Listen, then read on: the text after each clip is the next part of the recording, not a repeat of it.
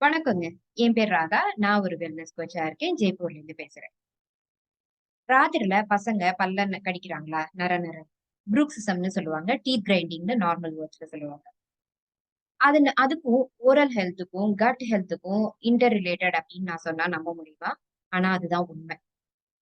ஏன் அப்படின்னா, cut health நெறைய சரியா இல்லாதப்ப தான் ஆங்ஸைட்டி ஹார்மோன்ஸ் அதிகமா செக்ரீட் ஆகும். விச் லீட்ஸ் டூ அந்த டீத் கிரைண்டிங் ப்ராசஸ்.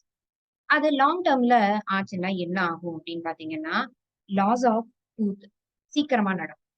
ஸோ பல்லு சீக்கிரமா கீழ விழ ஆரம்பிக்கும். கேவிட்டில ப்ராப்ளம்ஸ் வர ஆரம்பிக்கும். கம்ஸ்ல ஸ்ட்ரென்த் இல்லாம போகும். அண்ட் டாப் ஆஃப் தட் மைக்ரேன்ல கொண்டு போய் விடுறதுக்கு வாய்ப்பு இருக்கு. அண்ட் கிரானிக் ஜா டிசீஸ்ன்னு சொல்லுவாங்க. அதாவது இந்த இடத்துல ரொம்பவே உங்களுக்கு பெயின் வரும். அது ஸ்டாப்பே ஆகாது. ரொம்ப ப்ராப்ளம் ஆகும்.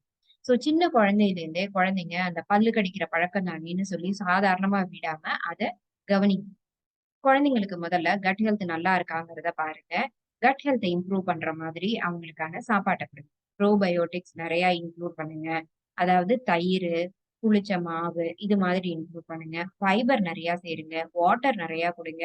அண்ட் எனி டைம் ஸ்லீப்ல எந்த காம்பன்சேஷனும் இல்லாம பார்த்துக்கோங்க.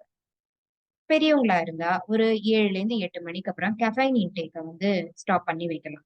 ஸோ இதெல்லாம் ஸ்லீப்புக்கான ஒரு இது. ஸோ கட் ஹெல்த்த இம்ப்ரூவ் பண்றது மூலமாவே, நீங்க டீத் கிரைண்டிங்ல பசங்க கிட்ட நல்ல சேஞ்சஸ பார்க்கலாம். ஸோ இந்த மாதிரி வீடியோஸுக்கு தொடர்ந்து பார்த்துட்டே இருங்க. அண்ட் இதுல ஏதாவது சந்தேகம் இருந்தா, இந்த நம்பர்ல கால் பண்ணுங்க. Very all the best.